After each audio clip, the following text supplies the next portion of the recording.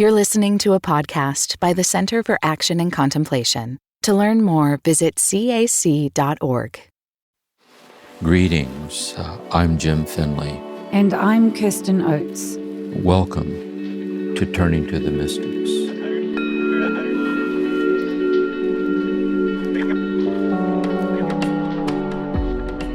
Welcome everyone to Season 10 of Turning to the Mystics, where we've been turning to T.S. Eliot and his poetry in 4 quartets.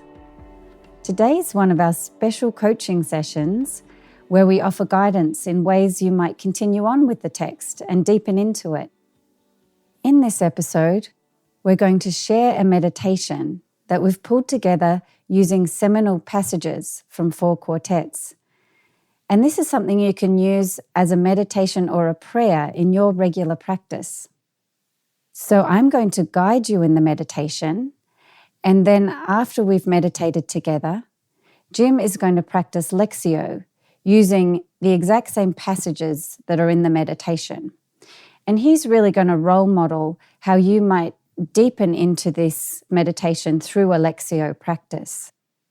So what's going to happen is I'm going to invite you to settle in and get ready for a meditation. You'll hear a little bit of music, and then the words of the meditation will begin. There'll be a point in the meditation where the bell rings, and that's an invitation to sit in silence. The bell will ring again, there'll be some words to close the meditation, and then some music to finish. If you'd like to follow along with the meditation and have the words in front of you, you'll find them in the show notes. There's a document with the meditation there. So let's get ready to meditate together. Perhaps just start by focusing on your breath without just trying to change it, but just noticing how you're breathing. And use this as a way to settle into your own body in your own space. And then perhaps lowering your attention from the busy thinking mind down into your heart. You could do this by looking down at your heart, putting your hand on your heart, and just grounding your attention there. And I invite you to join me in opening yourself to God's presence, wisdom, and guidance. In God we live and move and have our being. God, please guide us and inform us and give us clarity as we meditate together on these words from T.S. Eliot's 4 quartets.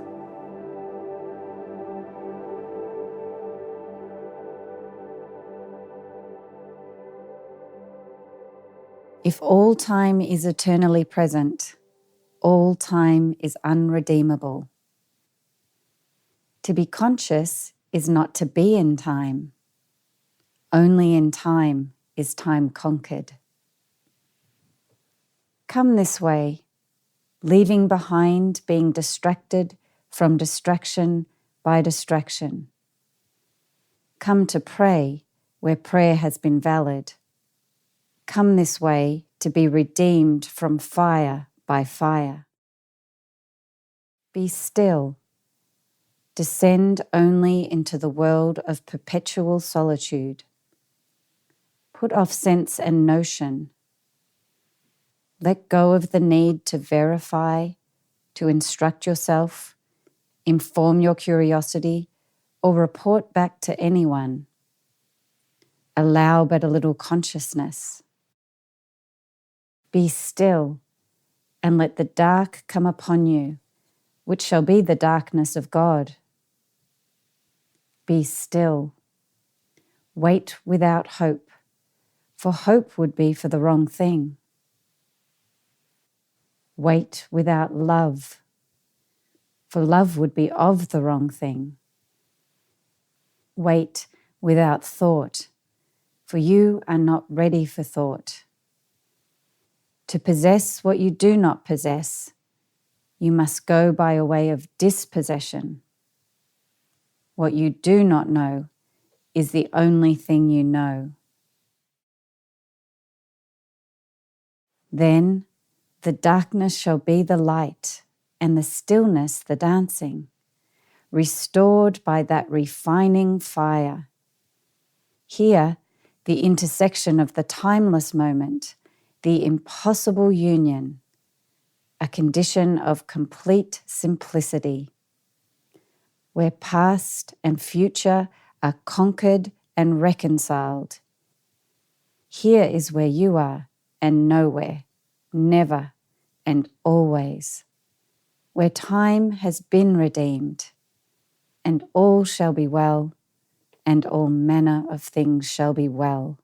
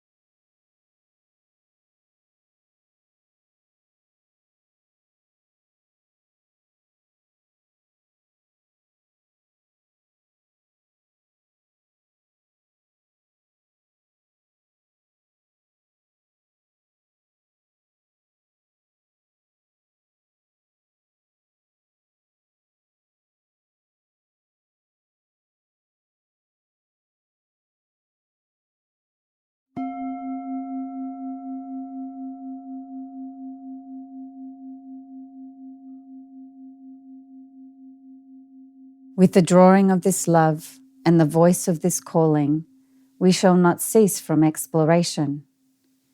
And the end of all our exploring will be to arrive where we started and know it for the first time. And all shall be well, and all manner of things shall be well, and the fire and the rose are one. May it be so. Amen.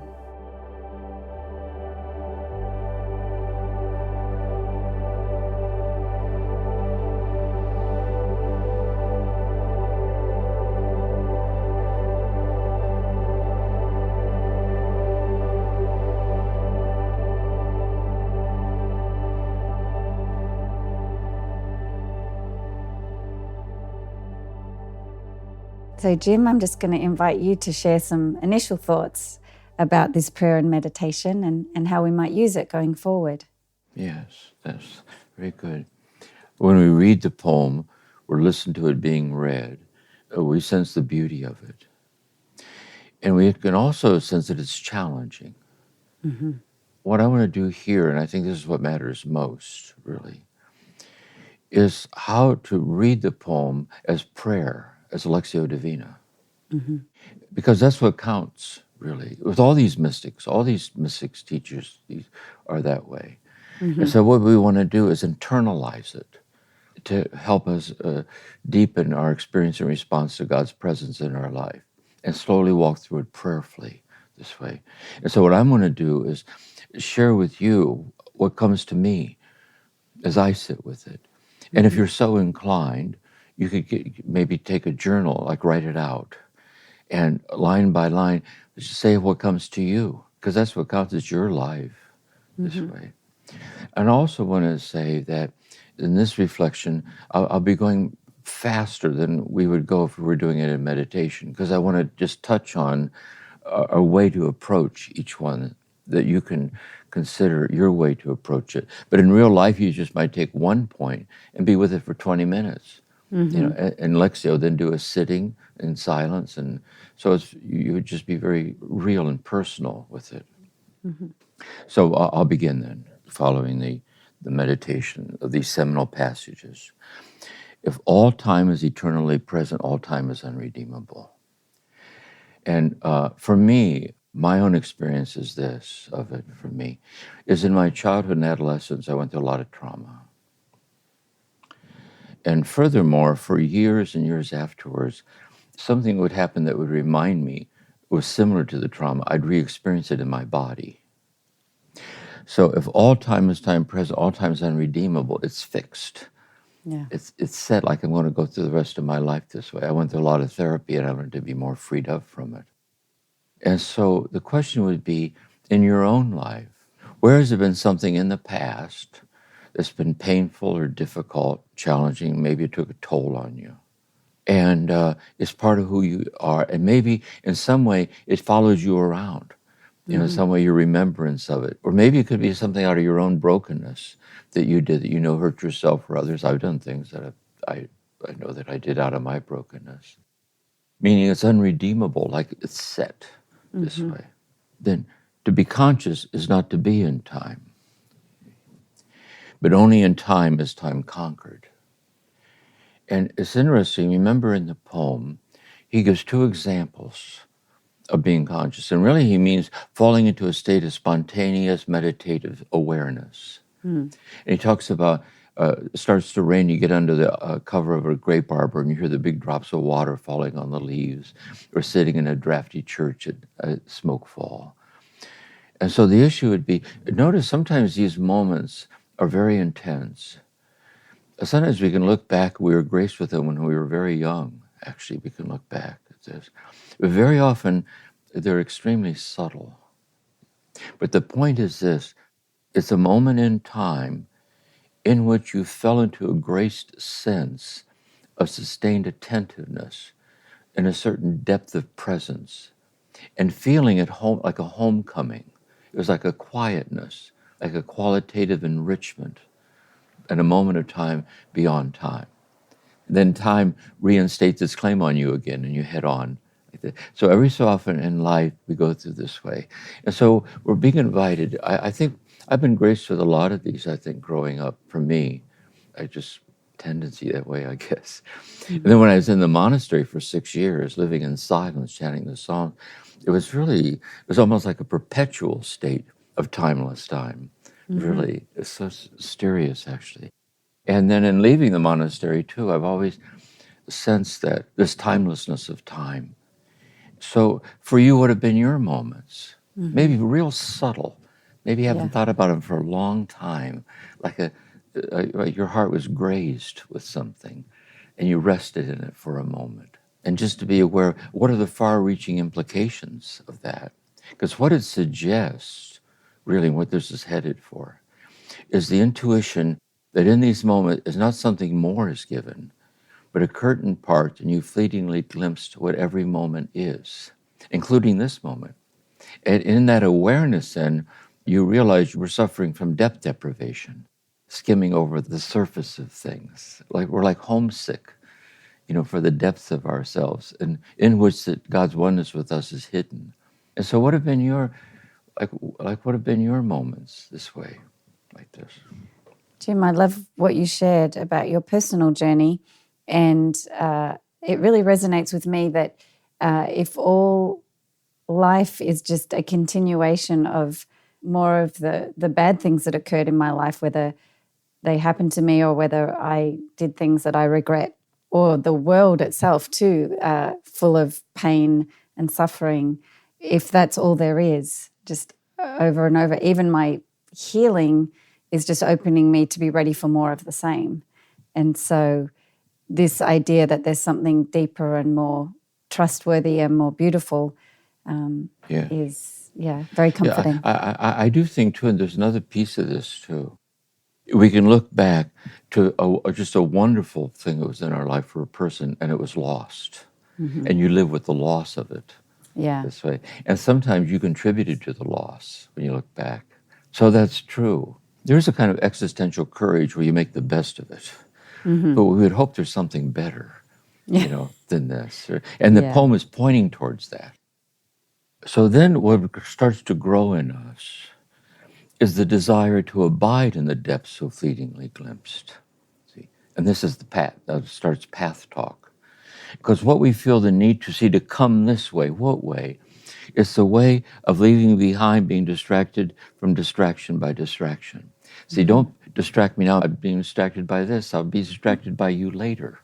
So how do we learn to be liberated from a string of distractions and settle into this enriched presence? And this is where we kneel in prayer. We kneel where prayer has been valid. And so what prayer then is we can freely choose a stance that offers the least resistance to being overtaken by the timelessness and the eternality of time in the presence of God. And so we kneel where prayer has been valid. And for us, it's our living room. It's that hopefully our home is the place where prayer has been valid, because we live there as a person of prayer. And so we come this way where prayer has been valid. He's going to be giving us a set of guidelines for interior prayer. And it's at two different levels. One level is Lectio Divina, meditation and prayer. And Lectio Divina is sustained attentiveness. We would take the words of T.S. Eliot as a mystic teacher, and we would hear God's voice speaking to us through T.S. Eliot's words. God's personally inviting us to be liberated from the tyranny of time this way. And that's our Lectio, that attentiveness. Then the meditatio, then we reflect upon it. So you journal it out. We have to sign off on it. Like, how does this pertain to me? Like, what sense do I make of this? Or what is it I don't understand about this? You kind of blend it into yourself and in your reflective mind that's given to you in this silence. Then the prayers from the heart center, desire, help me with this. We ask God, like, help, I can't be closer to you without you guiding me to be closer to you. Or I can't realize I'm already infinitely one with you without you revealing to me that you're already infinitely one with me. Help me this way. The second phase is where in this reflection, it reaches such a point of like quiet sincerity. It falls into contemplation. That is, it falls into wordlessness. It falls into kind of a oneness, a quiet oneness, in which in some subtle way, we in God mutually disappear as dualistically other than each other. And we're resting. It's a foretaste of heaven. And so this happens quite naturally. And by the way, we're doing Lectio now. We're doing Lectio now together. And each one of us in our own way, I know I am, there's kind of an inner meditatio going on afterwards, because we're reflecting on this. See, how is this given to you? How's it given to me? And the prayer. So this is a kind of a language that embodies that. Yeah. And it also then embodies a kind of falling into the silence. But there's another way to look at it too. I'm thinking of chanting the Psalms in the monastery. Sometimes it's not so much the silence, but rather the rhythm of the words is itself are words that are beyond what words can say.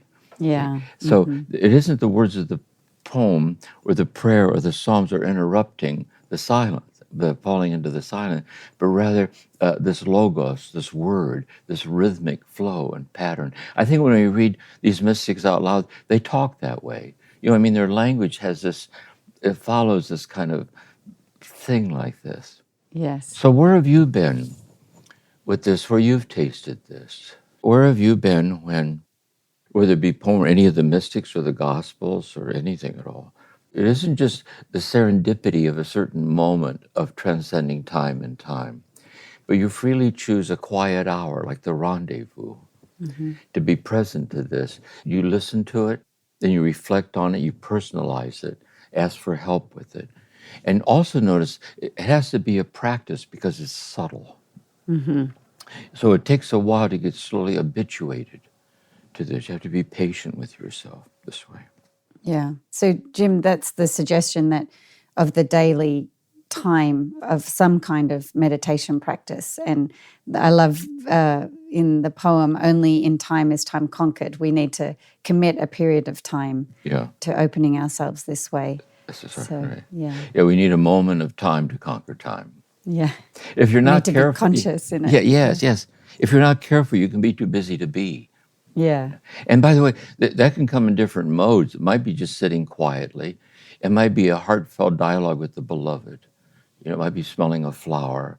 It might be lying in the dark listening to your breathing. It has these endless modes, but you look out for them. You have an eye out for these moments, and you choose them. You don't leave it up to happen chance this way. Yeah, Yes. Exactly. Yeah. So you come to pray where prayer has been valid. It's here, it's your home. And what are these places for you? in your home, in your life, and what have been moments in your past where you've tasted the validity of your own prayer and seeking to make it ever more perpetual this way. Come this way to be redeemed from fire by fire. See, there is the fire of suffering, not just the suffering of traumatizing, hurtful things, and not just the traumatizing, hurtful things to ourselves, but in the world. You turn on the news or in the family, there's more suffering in this world than you can shake a stick at.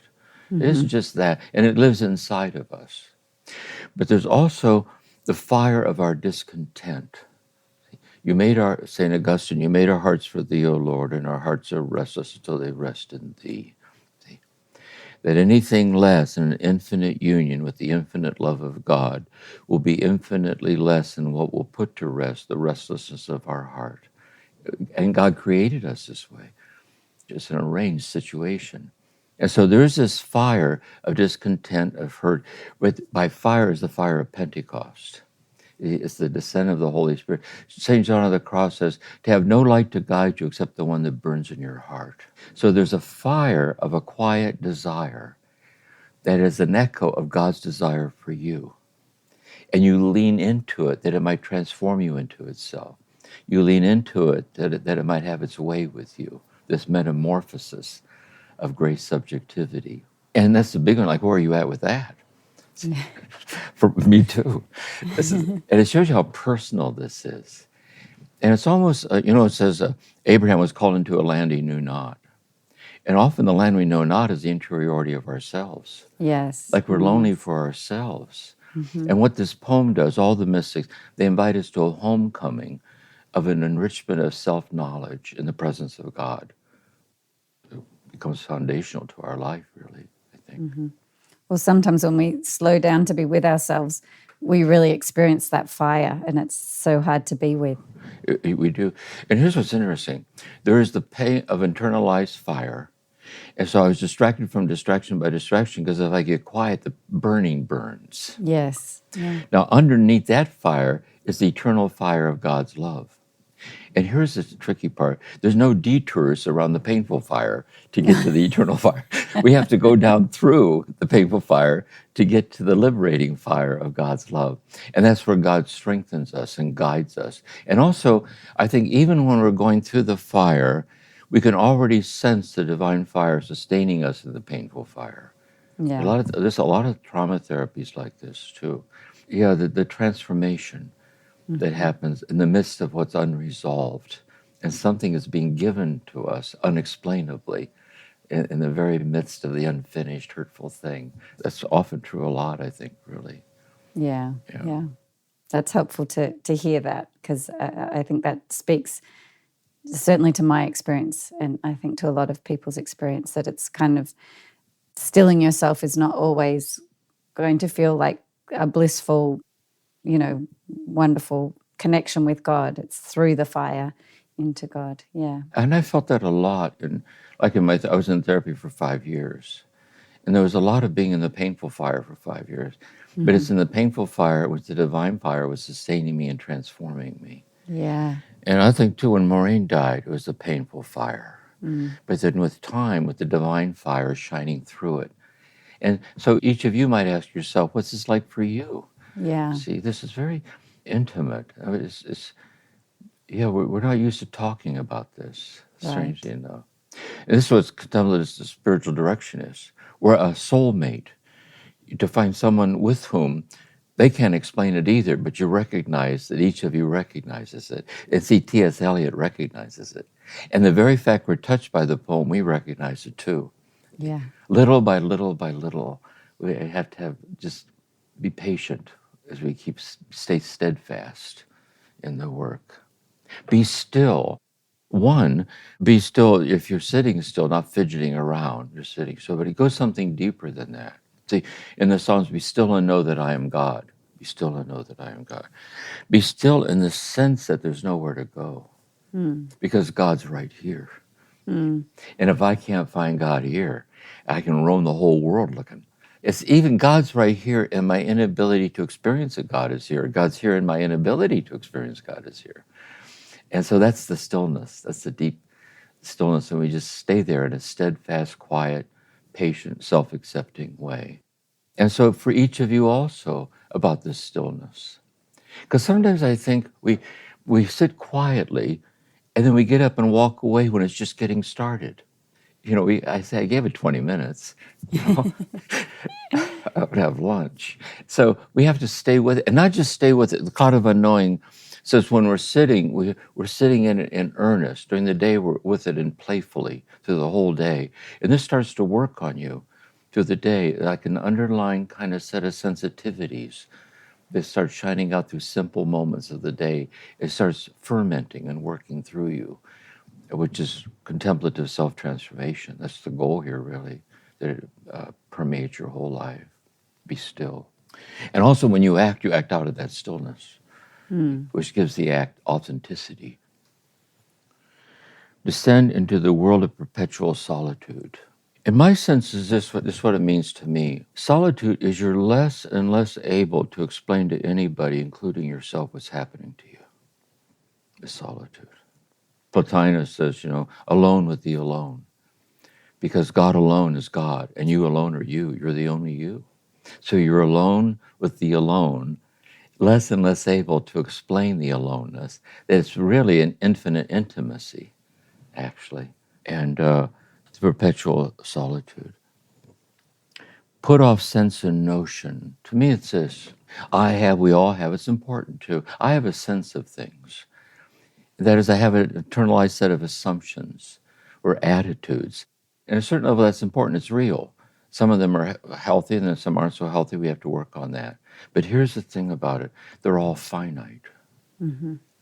See, and therefore we leave behind all sense and all notion, because infinity is the homeland, infinitely more than all of that. And yet it's permeating and is the very reality of all of that. And it's nothingness without God.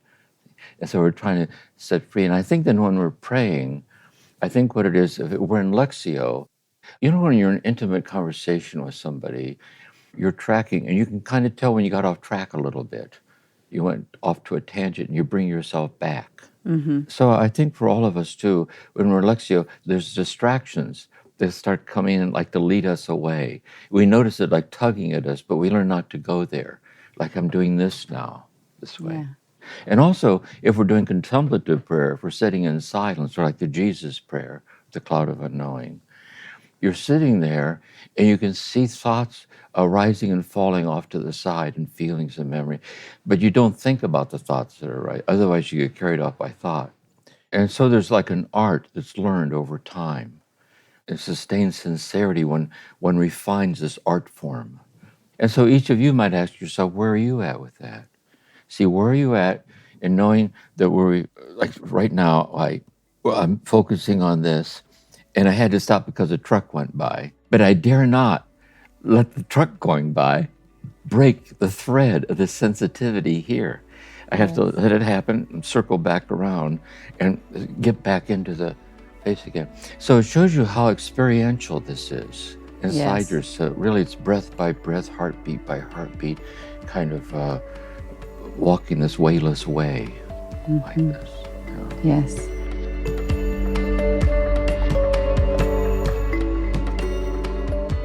Turning to the mystics will continue in a moment.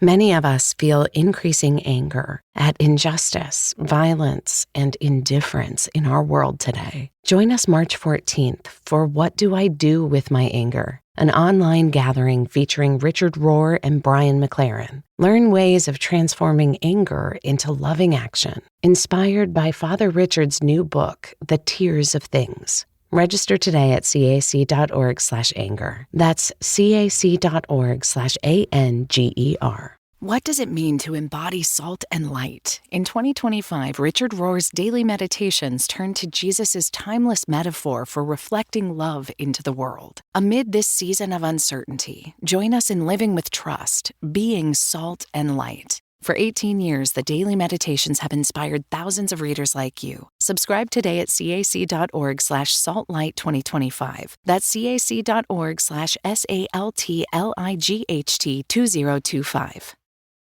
And the way we've laid out the practice, that like we're opening with these little reminders, to come this way, to be still, to put off sense and notion. So it's like a nice gentle reminder of coming into the place of being open and more conscious. Exactly. Being open to God's presence. Yeah. Exactly.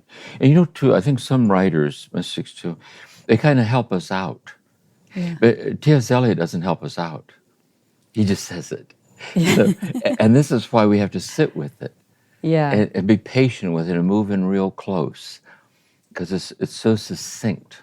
Yeah, like how do we do that? How do we put do off it? sense Yeah. and notion? How do let go of these things? Exactly. So hopefully by me sharing with you how I do it, in a way too, I think with you, or whoever you might be, there's a way you already do this, but you're not consciously aware that you're doing this. Yes. It's like the subtlety of an art form and making it more conscious so it can be more transformational for ourselves. It reminds me of when you're reading a bedtime story to a child and you're very tired and there's a way you're reading the words on the page but you've drifted off somewhere and you lose presence with the book and the child, and then you so then want to treasure the moment, so you return as best you can to be present to the child's body pressed up against you, to the words of the book, to be excited and present in them. Yeah, that's very good. And there's another subtle thing here I think is important, is that we don't return back to this attentiveness as an attentiveness that we're able to comprehend. That is, I got this one nailed, I got it. It isn't like that at all. You come back to incomprehensibility, see, the all-encompassing incomprehensibility that alone fulfills the restlessness because it's God. So there's a paradoxical kind of clarity that's not a conceptual clarity. It's an interior realization of what transcends thought, But it's expressed in thought, namely these thoughts. It transcends words, but it's expressed in words, namely these words. It's like love language. It's like this too, I think, too. Let go of the need to verify. This is a subtle thing. We're not here to verify it and see if it checks out. Because who's the one holding the clipboard checking it off? It's your ego. You're not here to verify. Rather, you're to surrender over that you're infinitely verified by God. And you're also not here to instruct yourself. You're not here to internalize a set of things that you can write out and put on the refrigerator with a magnet. I got it right there. You're not here to pin anything down. It's not pin downable. Yes. So there's this deeper way to understand what it means to understand, this kind of unknowing. You're not here to instruct yourself, becoming wiser by the moment. You're not here to inform your curiosity, because that would be, I think I'll practice mystical prayer a little bit, then go back and watch television. See, but I'm just curious to see what it looks like. I'll take a peek and study it. And you're not back to report to anyone, because what do you say? Sorry. So you can't say it, and that's the gift, but he helps us to say it. Thomas Merton once said, spiritual writers, people have words that ring your bell. Like you underline it. Like how did they know to say that? They almost put words to the longings of your own heart. That's the awakened teacher that does that, really. And this is what T.S. Eliot is doing, a very succinct way, helping us and guiding us along the way. But again, the gift of being with someone who doesn't understand it either, but they do. And that's what our gathering here is. This is contemplative church, Sangha, whatever.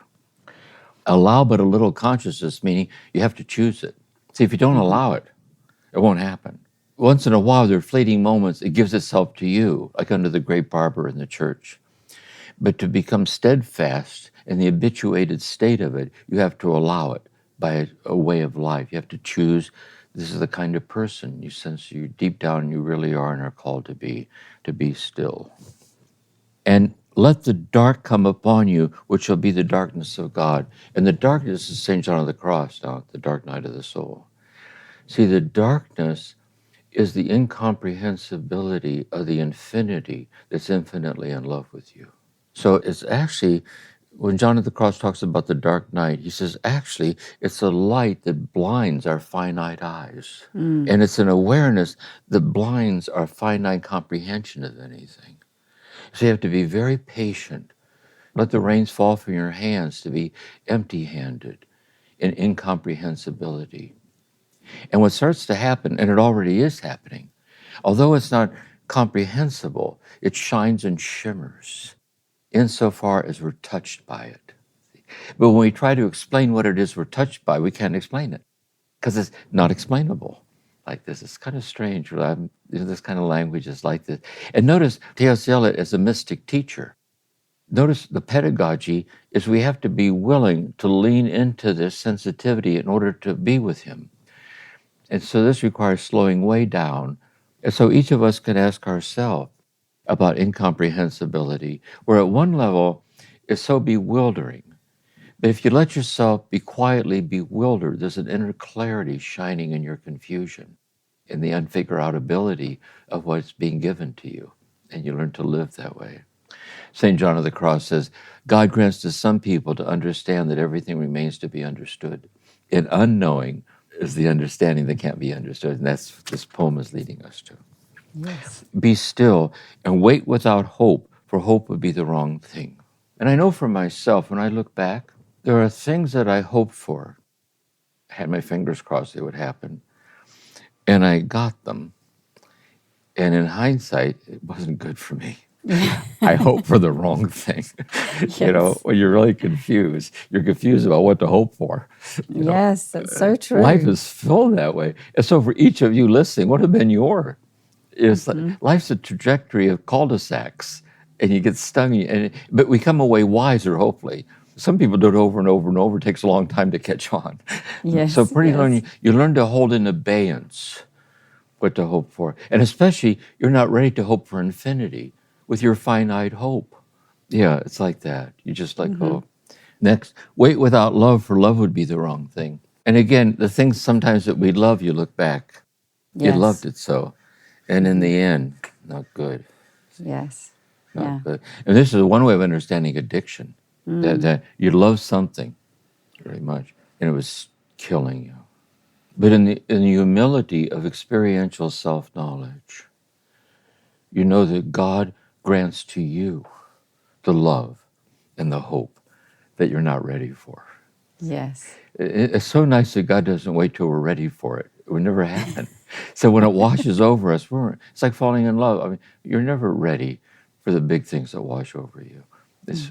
And you look back at your own life when that was true. Wait without thought, for you're not yet ready for thought. You're not yet ready for thought insofar as the thought that you're thinking are thoughts that define, thoughts that describe, thoughts that explain. And at a certain level in relative consciousness, that's important. But there is a certain kind of thought that transcends conceptual thought, and it's this kind of thought.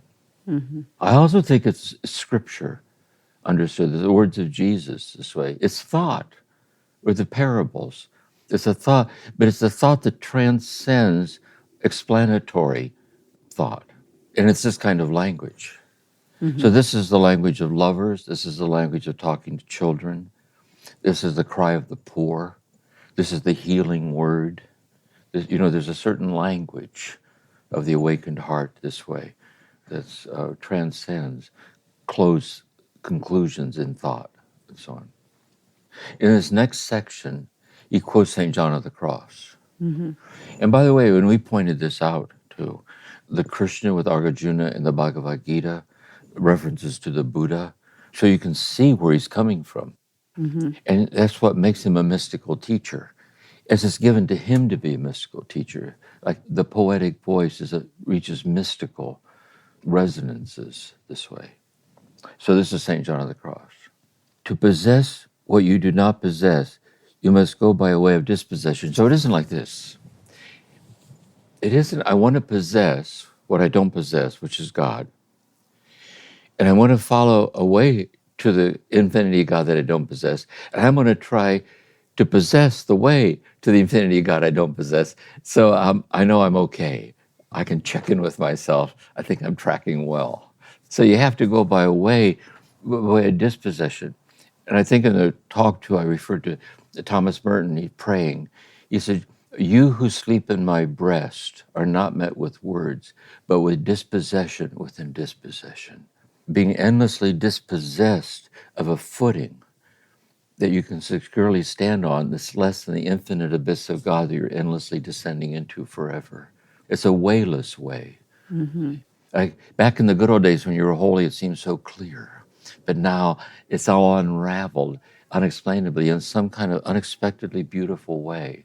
And I think each of us get little doses of this too in our life in all kinds of ways. Each of us can listen to, like, where have I ever experienced this trying to possess the way to something? Yeah. And I had to instead follow a path of being faithful to the spirit of what I'm seeking, rather than me being in charge trying to reach it.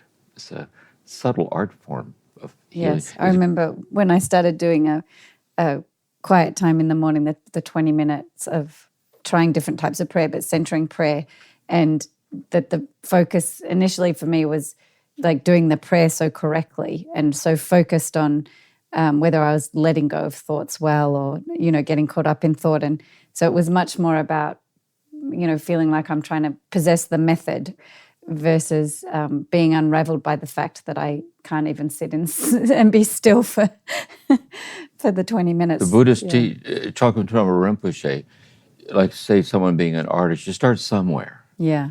So you have to learn the craft of perspective and you have to lean into it and do it. But he said when art starts, it catches fire. And I was once seeing an artist in therapy, I love this. She talked about the anarchy of the ineffable. So you don't know where the brush is going to go. You know what I mean? And I think poets are like this too. It's not pre-planned, pre-packaged words. It's like a flow. The poem is the condensed flow. So we're slowing it way down to kind of sit with this, get acclimated, because in a way, it's already part of who we are. See, but it's neglected. But we can learn to cultivate the habit of fidelity to it and grow in it this way. What you do not know is the only thing you know. And it's like this. This is a good one, I think, too.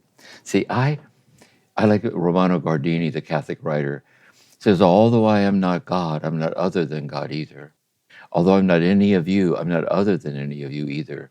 And although I am not the earth, I'm not other than the earth either. I don't know what that means, but I do. Mm-hmm. That's the thing, really. There's like an inner clarity that shines through the unexplainable and leaves it as unexplainable. This is like Zen koans, the riddles, or the parables of Jesus, this way. In the Psalms, yes, exactly.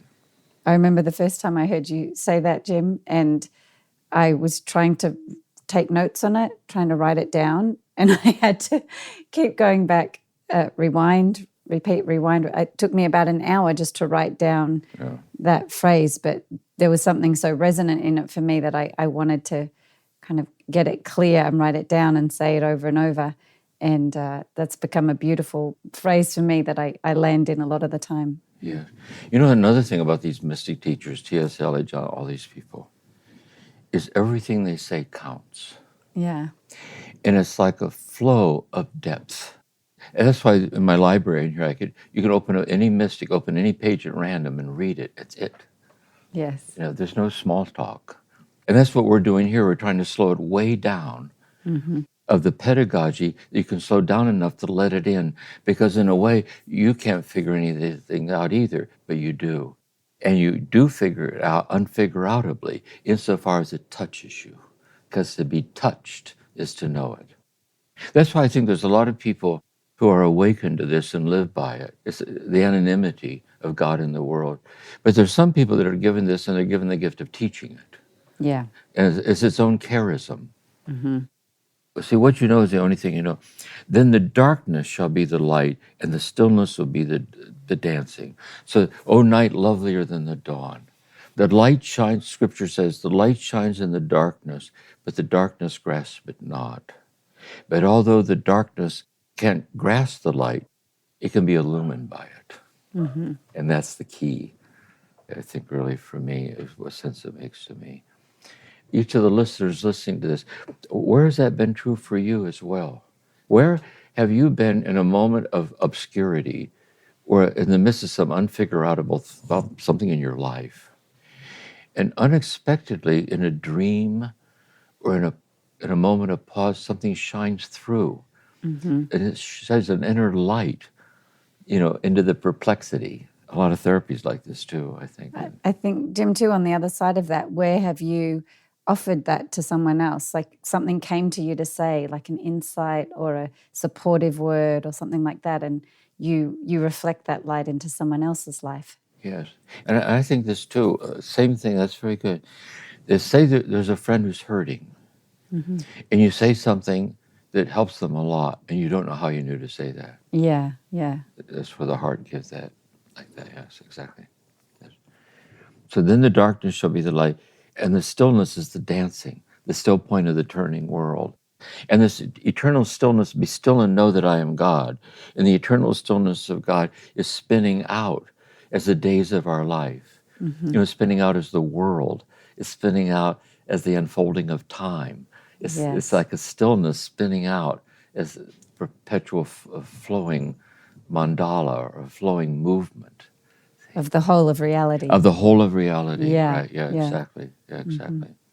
Restored by that refining fire, restored by the fire of Pentecost that burns so bright this way. And we're leaning into this so that this fire burns in us. It's almost like those three flames you talked about earlier become one. The three fires have been refined into one, and it's all trustworthy. That's right. The suffering, the discontent, That's right. And the poem's going to end that way too, and the fire and the rose are one. That somehow the birth and the death and the pain and the joy and the aloneness and the intimacy and the divinity of it all are all woven inexplicably as this rose, like the divinity of our lives, like the mystery of our life. Yeah, exactly. Restored by that refining fire. And so then there's guidelines for prayer. So when he says here, the intersection of the timeless moment, and what's the here? We were just in it.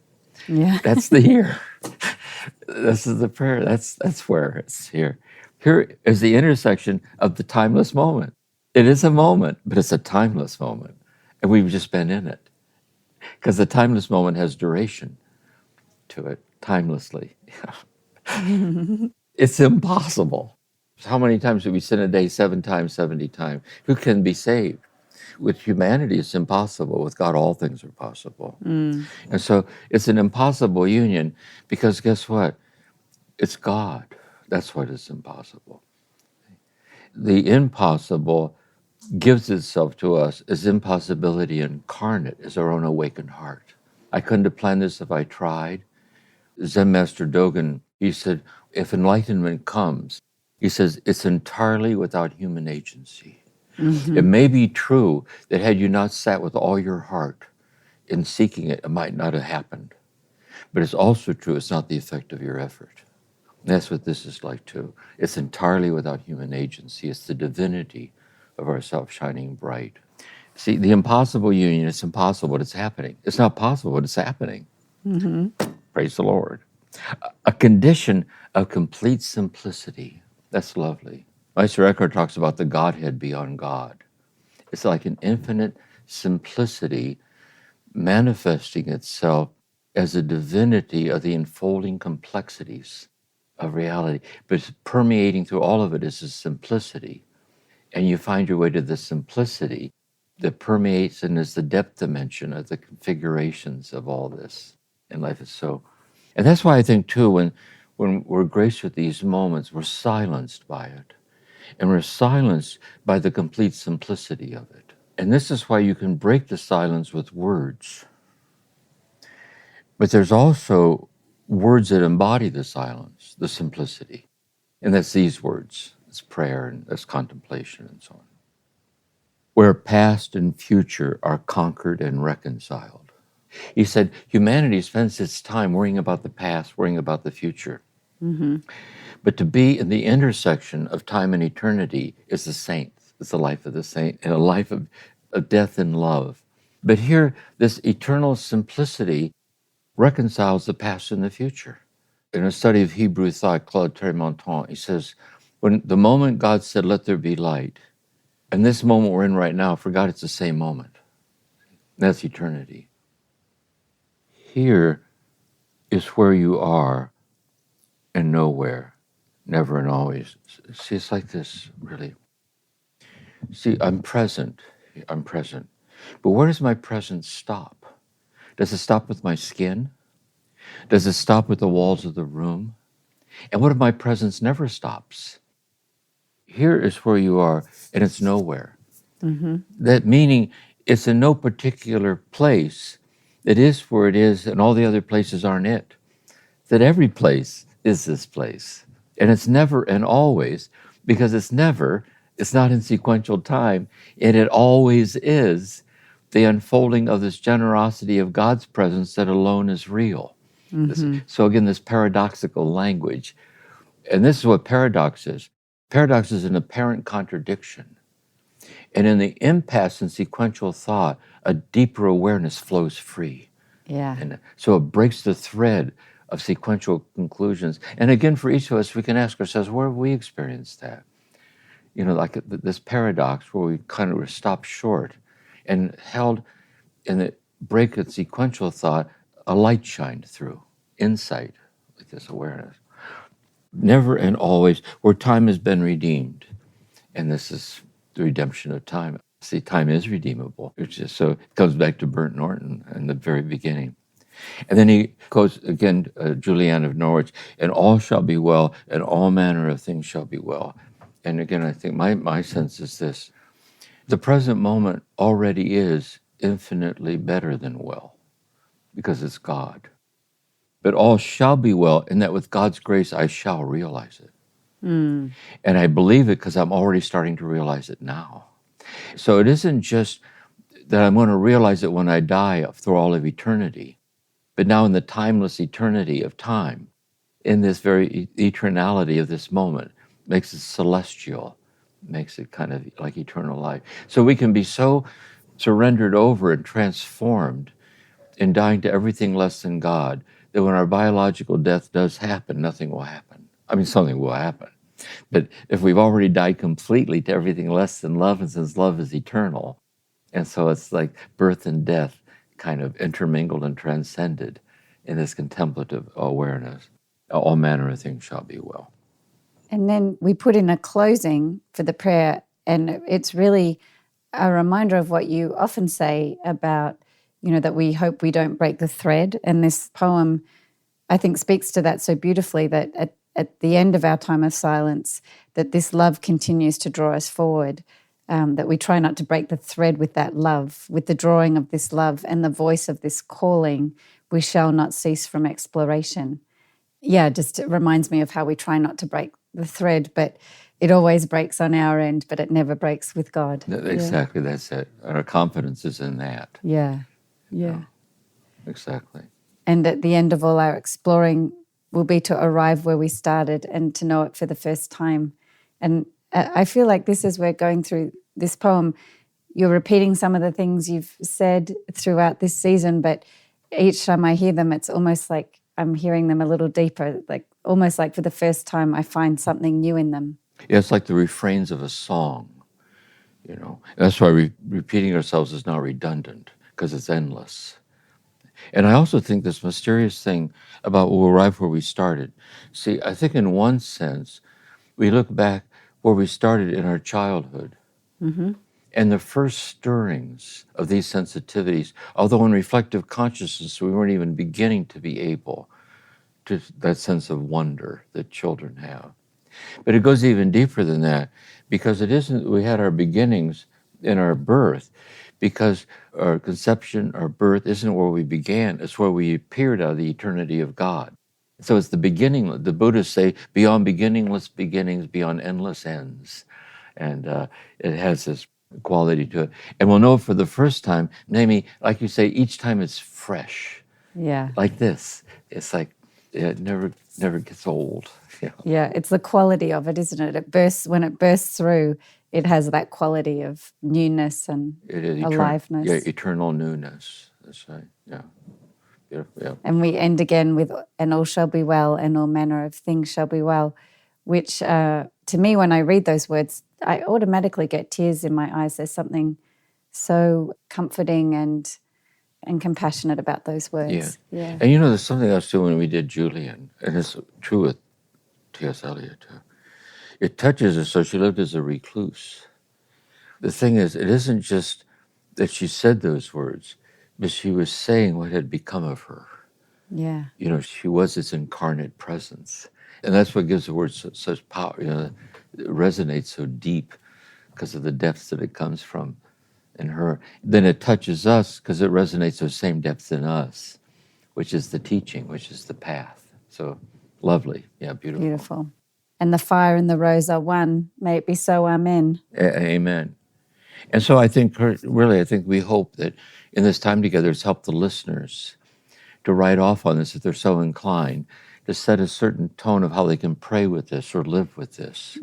Through the years is endlessly enriching for them. It's been such a beautiful invitation, Jim. Like each line you've gone through, each phrase is an invitation to look at our lives in a fresh light and in this deeper way. So what a beautiful session. And I wanted to let our listeners know that this guided prayer will be available in the show notes. We've written it out so that if people want to read it to themselves or read it to others, they'll have it. And then also we've put in some instructions for Lectio Divina and how you might, if that's a new practice for you, how you might go about it with this poem. We've put some instructions there in the show notes as well. So, we hope this has been helpful. By the way, I was glad that you did that with the Lectio. And again, they can go back to the archives and listen to Guigo, A Ladder to Heaven, and listen to that series, too, because he kind of walks through it very slowly. And what you presented kind of summarizes, it's the essence that you put together. Yeah. Yes, that's wonderful. That's season 4. And you go step by step through each aspect of the Lectio practice. That's right. And then he said, then contemplation emerges unexpectedly out of that. Mm-hmm. This unitive state. So good. Beautiful. Yes, beautiful. Well, Jim, thank you for just a wonderful season, turning to a poet. It's been just a real gift, and I've enjoyed it so much, and just so much depth in such a succinct kind of quality. It's been wonderful. Thank you. You're welcome. Yeah, it's really a gift for me to share it. Beautiful. So I think we'll be back next with the listener questions. So we look forward to hearing everyone's feedback and the questions that arise. And we're excited to hear from you all.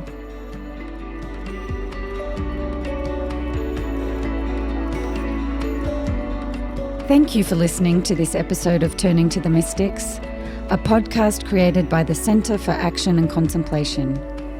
We're planning to do episodes that answer your questions.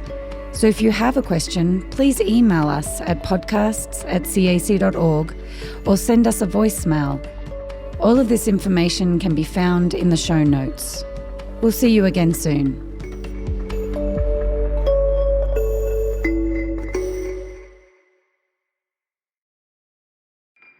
Do you feel called to walk a more contemplative path? The Center for Action and Contemplation is an educational nonprofit supporting the journey of inner transformation. Our programs and resources will help grow your consciousness, deepen your prayer practice, and strengthen your compassionate engagement with the world.